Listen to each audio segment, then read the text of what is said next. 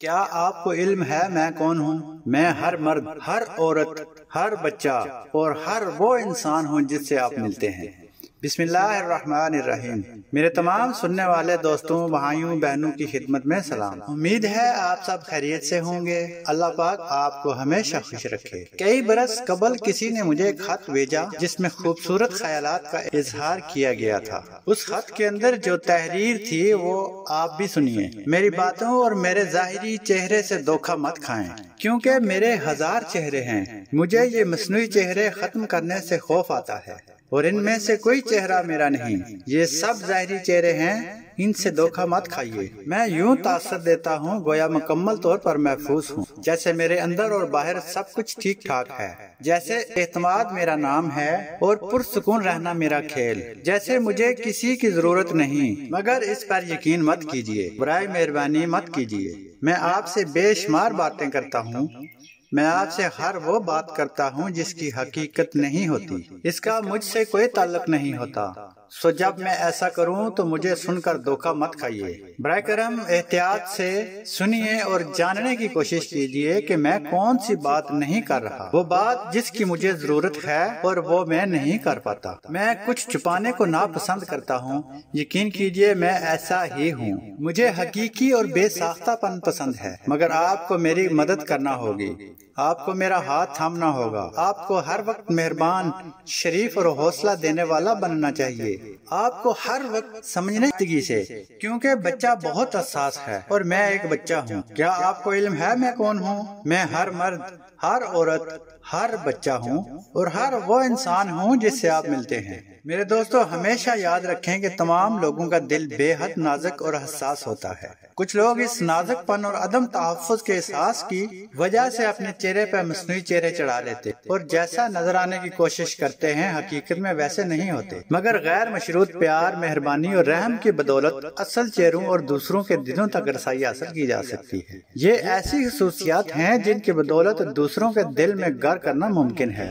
یہی وجہ ہے کہ گھر میں پیار بھرا ماحول تشکیل دینا ضروری ہے، تاکہ ہر شخص خود کو ذہنی طور پر محفوظ تصور کر سکے۔ گرم جوشی کے جذبات پر مبنی، مددگار اور ایک دوسرے کو حوصلہ دینے والا ماحول ہی وہ سب سے بڑی شے ہے جو آپ اپنے گھرانے کو دے سکتے ہیں۔ میرے دوستوں، بعض اوقات گھر میں ایسا ماحول تشکیل دینا مشکل ہو جاتا ہے، خصوصاً اس وقت جب آپ کو مختلف اقسام کے منفی بوجھ سے بھی واسطہ پڑ رہا ہو۔ نفرت اور الزام تراشی آسان، جبکہ ایک دوسرے کو سمجھنا مشکل کام ہے۔ دوسرے کی بات سننے اور اسے سمجھنے کی کوشش کی جائے تو لڑائی جھگڑے اور نفرت کا امکان وہیں ختم ہو جاتا ہے۔ اس صورتحال میں فریقین اپنی چاروں منفرد ذہنی خصوصیات یعنی خود شناسی، ضمیر، قوت متحیلہ اور قوت ارادی سے کام لیتے ہیں۔ جب فریقین دوسرے کی بات سننے اور اسے سمجھنے کی کوشش نہ کریں تو اس کا نتیجہ غلط رائے قائم کرنے، مستردگی اور ساز باز کی صورت میں نکلتا ہے، جبکہ بات سمجھنے سے قبولیت اور اشتراک کو فروغ حاصل ہوتا ہے۔ منفی جذبات گھرانے کو درست راہ سے ہٹانے کا سب سے بڑا سبب ہے، جن میں غصہ اور لڑائی جھگڑا وغیرہ شامل ہیں۔ جذبات ہمیں مسائل میں مبتلا کر دیتے ہیں اور ہماری انا ہمیں ان مسائل سے نہیں نکلنے دیتی۔ ہمیشہ یاد رکھیں کہ 1% وقت کے 10ویں حصے میں بھی غصہ آئے تو یہ بقیہ تمام وقت کو متاثر کرے گا، کیونکہ ہمیں یہ علم نہیں ہوتا کہ یہ کیفیت کب دوبارہ در آئے گی۔ جب گھرانے میں کوئی ایک شخص غصے کا اظہار کرتا ہے تو دیگر تمام اس سے متاثر ہوتے ہیں۔ اس صورتحال میں یا تو دیگر لوگ اس کیفیت کا مقابلہ کرتے ہیں یا دم ساتھ لیتے ہیں، یوں ان کے مابین رابطہ ختم ہو جاتا ہے اور اصل مسئلہ جوں کا توں رہتا ہے۔ اپنے دلی جذبات پر قابو پانا نہایت اہم کام ہے۔ ایسے حالات میں جب کہ آپ کو کسی کی جانب سے نامناسب طرز عمل کا سامنا ہو، اپنے جذبات قابو میں رکھنا آسان نہیں، تاہم یہی وہ واحد راستہ ہے جس پر چل کر دوسروں کو سمجھا اور اسے راہ راست پر لایا جا سکتا ہے۔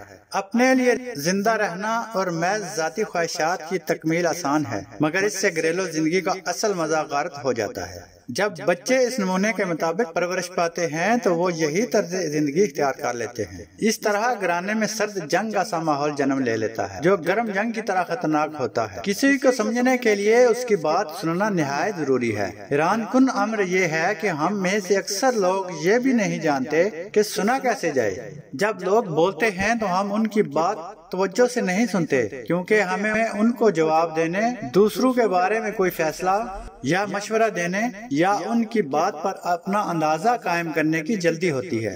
प्यारे दोस्तों, बाज़ औक़ात बल्कि अक्सर औक़ात हम किसी की गुफ्तगू के सिर्फ उसी हिस्से पर तवज्जो देते हैं जिससे हमें दिलचस्पी होती है। मिसाल के तौर पर आपका दोस्त आपको अपने बड़े भाई के बारे में बताना चाह रहा है जो फौज में मुलाजमत करता है। आप उसकी बात में से सिर्फ फौज पर तवज्जो देते हैं और इस हवाले से कुछ कहना शुरू कर देते हैं, गोया आपको उसकी परवाह नहीं कि दोस्त क्या कहना चाहता है, और अपनी कहे जाते हैं। नतीजा ये निकलता है कि दोस्त की नजरों में आपका पहले जैसा तासुर कायम नहीं रहता। जब लोग ये महसूस करें कि आप उनकी बात ध्यान से नहीं सुन रहे, तो आपके साथ उनके बामी तल्लुकात के बैंक अकाउंट से भारी सरमाया निकल जाएगा और आपकी अगली कोशिशें ख्वाह वो कैसी ही मुखलिसाना हो, नाकामी से दो चार हो जाएंगे। प्यारे दोस्तों, हमारी कोशिश होती है कि माशरती मसाइल को आसान से आसान अल्फाज में आप तक पहुंचाया जाए। फिर भी अगर कोई बात समझ ना आए तो आप बिला झिझक कमेंट्स में हमसे पूछ सकते हैं। हर तरह से आपकी रहनुमाई करने की कोशिश की जाएगी। अपनी राय जरूर दीजिएगा। हमेशा हंसते मुस्कुराते रहें। अगली वीडियो तक के लिए इजाजत दीजिए। अल्लाह निगहबान।